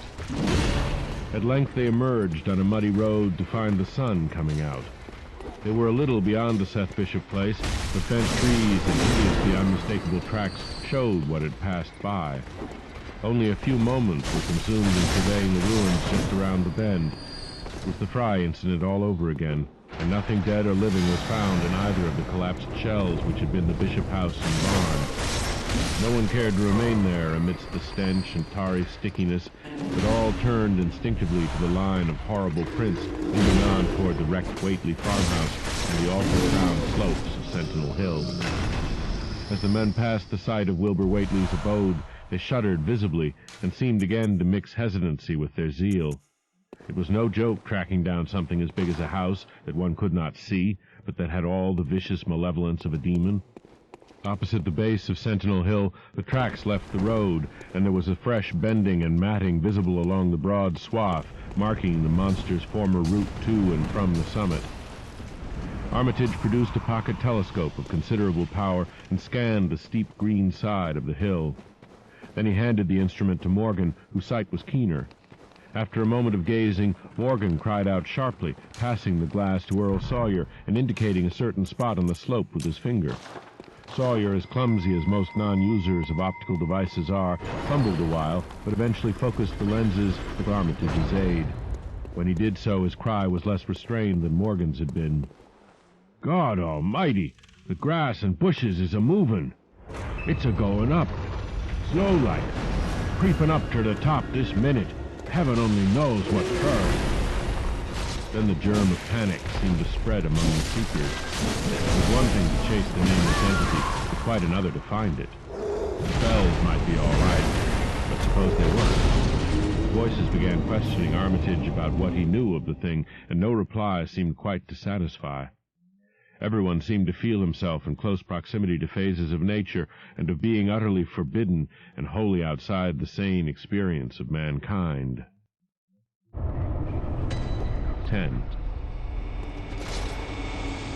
In the end, the three men from Arkham, old, white-bearded Dr. Armitage, stocky, iron-gray Professor Rice, and lean, youngish Dr. Morgan, ascended the mountain alone. After much patient instruction regarding its focusing and use, they left the telescope to the frightened group that remained in the road, and as they climbed, they were watched closely by those among whom the blast had passed around. It was hard going, and Armitage had to be helped more than once. High above the toiling group, the great swath trembled as its hellish maker repassed with snail-like deliberateness. Then it was obvious that the pursuers were gaining. Curtis Whately, of the Undecayed branch, was holding the telescope when the Arkham party detoured radically from the swath. He told the crowd that the men were evidently trying to get to a subordinate peak which overlooked the swath at a point considerably ahead of where the shrubbery was now bending. This indeed proved to be true, and the party were seen to gain the minor elevation only a short time after the invisible blasphemy had passed it. Then Wesley Corey, who had taken the glass, cried out that Armitage was adjusting the sprayer which Rice held, and that something must be about to happen. The crowd stirred uneasily, recalling that this sprayer was expected to give the unseen horror a moment of visibility. 2 or 3 men shut their eyes. Curtis Whately snatched back the telescope and strained his vision to the utmost. He saw that Rice, from the party's point of vantage above and behind the entity, had an excellent chance of spreading the potent powder with marvelous effect. Those without the telescope saw only an instant's flash of gray cloud, a cloud about the size of a moderately large building near the top of the mountain. Curtis, who held the instrument, dropped it with a piercing shriek into the ankle-deep mud of the road. He reeled and would have crumpled to the ground had not 2 or 3 others seized and steadied him. All he could do was moan, half inaudible. Oh, great God, that... There was a pandemonium of questioning, and only Henry Wheeler sought to rescue the fallen telescope and wipe it clean of mud. Curtis was past all coherence, and even isolated replies were almost too much for him. Bigger in a barn. All made of squirming ropes. All things sort of shaped like a hen's egg, bigger than anything, with dozens of legs like hogsheads that have shut up when they step. Nothing solid about it, all like jelly, and made of separate wriggling ropes pushed close together. Great bulging eyes all over it. 10 or 20 mouths with trunks are sticking out all along the sides, big as stovepipe, and all a tossing and opening and shutting, all gray with kind of blue or purple rings. God in heaven, that haggard face on top. His final memory, whatever it was, proved too much for Curtis, and he collapsed completely before he could say more. Fred Farr and Will Hutchins carried him to the roadside and laid him on the damp grass. Henry Wheeler, trembling, turned the rescued telescope on the mountain to see what he might. Through the lenses were discernible 3 tiny figures, apparently running toward the summit as fast as the steep incline allowed. Only these, nothing more. Then everyone noticed a strangely unseasonable noise in the deep valley behind, and even in the underbrush of Sentinel Hill itself. It was the piping of unnumbered whippoorwills, and in their shrill chorus there seemed to lurk a note of tense and evil expectancy. Earl Sawyer now took the telescope and reported the 3 figures as standing on the topmost ridge, virtually level with the altar stone, but at a considerable distance from it. One figure, he said, seemed to be raising its hands above its head at rhythmic intervals, and as Sawyer mentioned the circumstance, the crowd seemed to hear a faint, half-musical sound from the distance, as if a loud chant were accompanying the gestures. The weird silhouette on that remote peak must have been a spectacle of infinite grotesqueness and impressiveness, but no observer was in a mood for aesthetic appreciation. "I guess he's saying the spell," whispered Wheeler as he snatched back the telescope. The whippoorwills were piping wildly, and in a singularly curious, irregular rhythm, quite unlike that of the visible ritual. Suddenly the sunshine seemed to lessen without the intervention of any discernible cloud. It was a very peculiar phenomenon, and was plainly marked by all. A rumbling sound, brewing beneath the hills, mixed strangely with a concordant rumbling which clearly came from the sky. Lightning flashed aloft, and the wondering crowd looked in vain for the portents of storm. The chanting of the men from Arkham now became unmistakable, and Wheeler saw through the glass that they were all raising their arms in the rhythmic incantation. From some farmhouse far away came the frantic barking of dogs. The change in the quality of the daylight increased, and the crowd gazed about the horizon in wonder. The purplish darkness, born of nothing more than a spectral deepening of the sky's blue, pressed down upon the rumbling hills. And the lightning flashed again, somewhat brighter than before, and the crowd fancied that it had showed a certain mistiness around the altar stone on the distant height. No one, however, had been using the telescope at that instant. The whippoorwills continued their irregular pulsation, and the men of Dunwich braced themselves tensely against some imponderable menace with which the atmosphere seemed surcharged. Without warning came those deep, cracked, raucous vocal sounds which will never leave the memory of the stricken group who heard them. Not from any human throat were they born, for the organs of man can yield no such acoustic perversions. Rather would one have said they came from the pit itself, had not their source been so unmistakably the altar stone on the peak. It is almost erroneous to call them sounds at all, since so much of their ghastly, infrabass timbre spoke to dim seats of consciousness and terror far subtler than the ear. Yet one must do so, since their form was indisputably, though vaguely, that of half-articulate words. They were loud as the rumblings and the thunder above which they echoed, yet did they come from no visible being. And because imagination might suggest a conjectural source in the world of non-visible beings, the huddled crowd at the mountain's base huddled still closer and winced as if in expectation of a blow. Nay. Nay. Na Yog Sotov, rang the hideous croaking out of space. Hey, Curdles. The speaking impulse seemed to falter here, as if some frightful psychic struggle were going on. Henry Wheeler strained his eye at the telescope, but saw only the three grotesquely silhouetted human figures on the peak, all moving their arms furiously in strange gestures as their incantations drew near its culmination. From what black wells of acherontic fear or feeling, from what unplumbed gulfs of extracosmic consciousness or obscure, long-latent heredity were those half-articulate thunder-croakings drawn? Presently, they began to gather renewed force and coherence as they grew in stark, utter, ultimate frenzy. Ya, ya, ya, ya, ha! Ya, ya, ya, ya! Nya! Nya! Ya! Ya! Help! Help! Father! Father! Yog Sotov! But that was all. The pallid group in the road, still mewing at the indisputably English syllables that had poured thickly and thunderously down from the frantic vacancy beside that shocking altar stone, were never to hear such syllables again. Instead, they jumped violently at the terrific report which seemed to rend the hills. The deafening, cataclysmic peal whose source, be it inner earth or sky, no hearer was ever able to place. A single lightning bolt shot from the purple zenith to the altar stone, and a great tidal wave of viewless force and indescribable stench swept down from the hill to all the countryside. Trees, grass, and underbrush were whipped into a fury, and the frightened crowd at the mountain's base, weakened by the lethal fetor that seemed about to asphyxiate them, were almost hurled off their feet. Dogs howled in the distance, green grass and foliage wilted to a curious, sickly yellow-gray, and over field and forest were scattered the bodies of dead whippoorwills.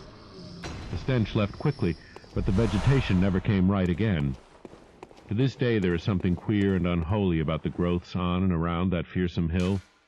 Curtis Whately was only just regaining consciousness when the Arkham men came slowly down the mountain, in the beams of a sunlight once more brilliant and untainted. They were grave and quiet, and seemed shaken by memories and reflections even more terrible than those which had reduced the group of natives to a state of cowed quivering. In reply to a jumble of questions, they only shook their heads and reaffirmed one vital fact. "The thing has gone forever," Armitage said. "It has been split up into what it was originally made of and can never exist again. It was an impossibility in a normal world. Only the least fraction was really matter in any sense we know. It was like its father, and most of it has gone back to him in some vague realm or dimension outside our material universe. some vague abyss out of which only the most accursed rites of human blasphemy could ever have called him for a moment on the hills. There was a brief silence, and in that pause the scattered senses of poor Curtis Whately began to knit back into a sort of continuity, so that he put his hands to his head with a moan. Memory seemed to pick itself up where it had been left off, and the horror of the sight that had prostrated him burst in upon him again. Oh my God, that half-face on top of it, that face with the red eyes and crinkly albino hair and no chin like the Whately. It was an octopus, centipede, spider sort of thing, but there was a half-shaped man's face on top of it, and it looked like Wizard Whately's, only it was yards and yards across.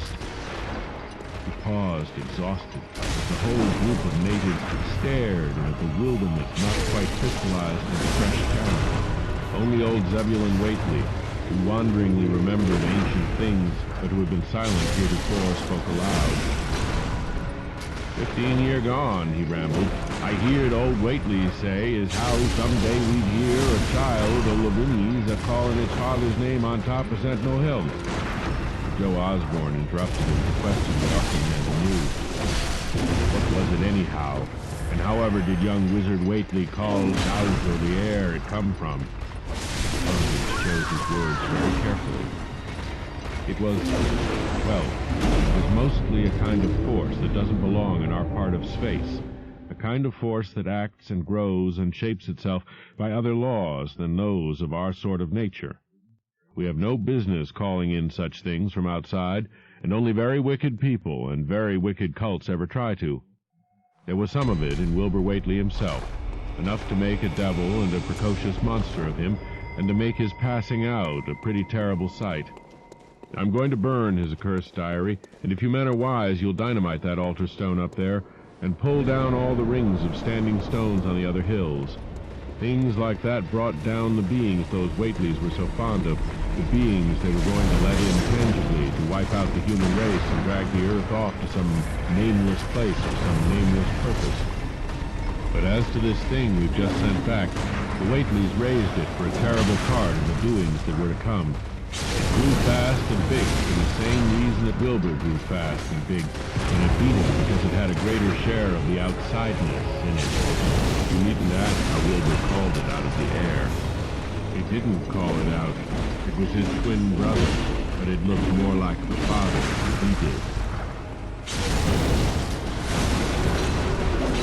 The horror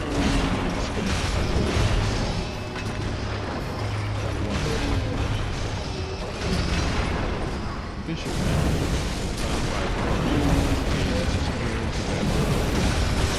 was enclosed in the bottle evidently thrown wide into the woods near the burning house.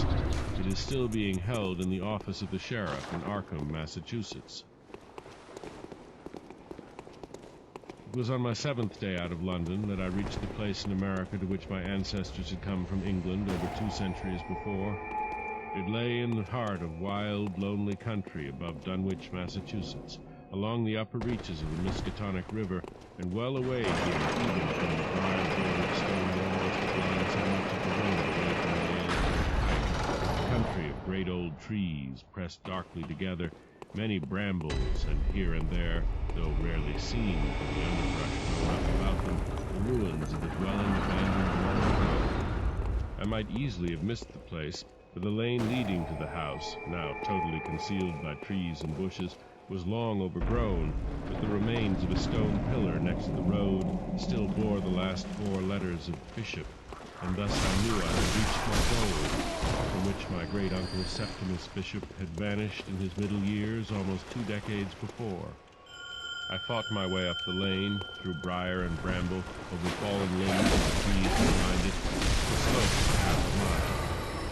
The house stood on the side of a hill, squat, though it was 2 stories, and hybrid in construction, being partly of stone and partly of wood that once, long ago, been painted white, but had now lost all the traces of its original color, and had long since converted to a state.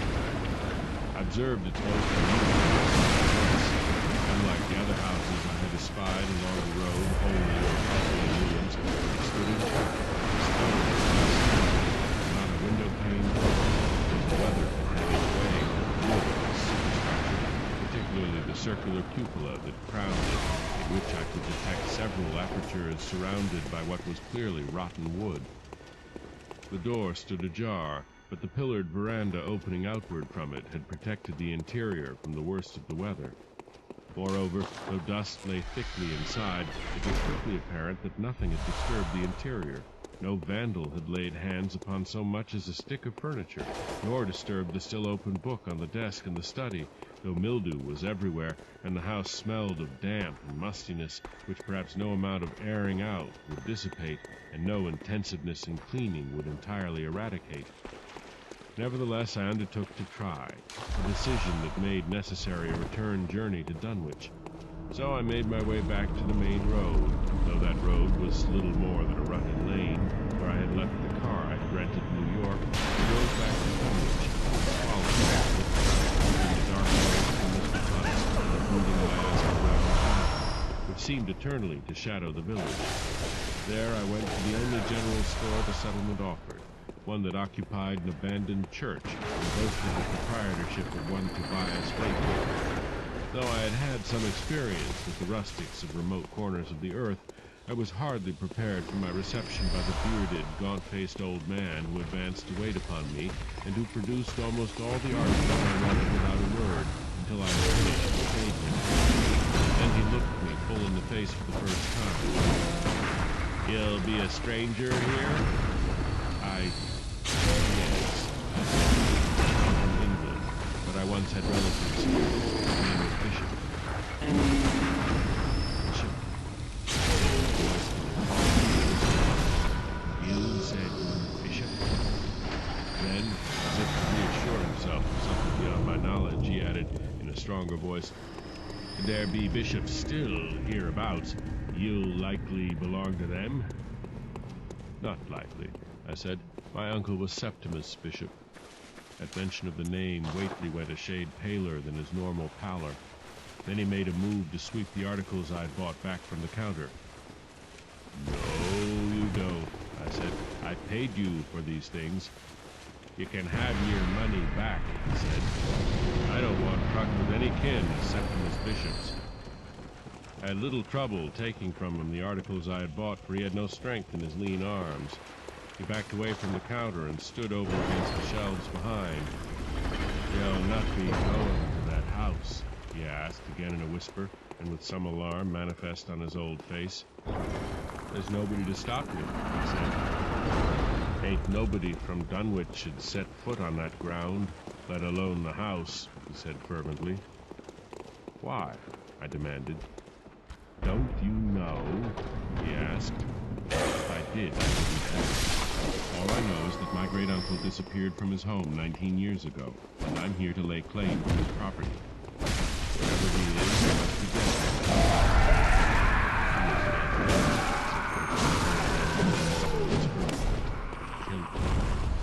Who killed him?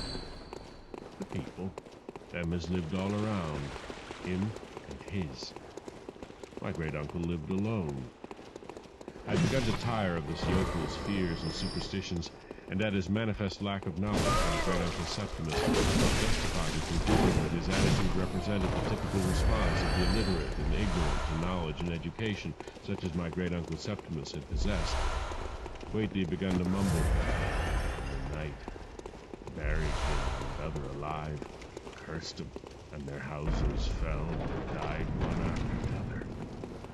On this disagreeable note, I left the store, determined to do any further shopping I needed to do in Arkham. Yet the aged proprietor's words had stirred sufficient doubt to impel me forthwith to drive to Arkham, there to consult the files of the Arkham Advertiser, an impulse that was but ill rewarded. The entire month of June carried the two stories laid lines under, one concerning Septimus. Nothing had been heard of Septimus Bishop, who apparently vanished from his home in the country above Dunwich 10 days ago. The bishop was directly dissatisfied, to whom the folk of Dunwich were in the habit of ascribing many superstitious abilities, calling him at various times the warlock, Mr. Mr. Bishop was a tall, spare man, aged about 57 at the time of his disappearance. And the other an amusing account of the strengthening of one of the piers that, supporting the middle span of a disused bridge over the Miskatonic above Dunwich, evidently by private initiative, since the county in charge stoutly denied, refuting the voluble criticism directed at it for repairing a bridge no longer in use having had anything to do with it. Nevertheless, I reflected on the return drive toward and beyond Dunwich that the superstitions of the natives doubtless accounted for the attitude of Tobias Whately, who only reflected the general beliefs, however applicable they might be to someone decently educated in this scientific age, when all such ridiculous concepts as healing by the laying on of hands, of any other method, and of witchcraft were known to be but the product of ignorance. My great-uncle Septimus had been educated at Harvard, and was known to the English branch of the Bishop family as a bookish man, profoundly inimical to any form of superstition, surely. It was dusk when I returned to the old Bishop place. My great-uncle had evidently never laid in electricity or gas, but there were both candles and kerosene lamps, some of the latter still containing kerosene. I lit one of the lamps and made myself a frugal meal, after which I cleared a place in the study where I could lie down without too much discomfort, and readily fell asleep. 2. In the morning I set about tidying up the place, though there was little that could be done about the mildew of books in the Jonathan's library, other than to get a roaring fire going in the fireplace. After all, there was midsummer, the fire warm, and some drying out this area of the house. In time I had dusted and swept the lower floor, bedroom adjacent to a small kitchen, a pantry, and a room dining room. Mounds, and papers indicated some kind of storage room. I mounted to the second story. Before beginning work there, I continued to the cupola, by way of a narrow stairs which permitted only one person at a time to move along it. The cupola proved to be somewhat larger than I had thought it, with ample room for a man to stand and move about without impediment. It had patently been used for astronomical observation, for there was a telescope there, and the floor, for some reason,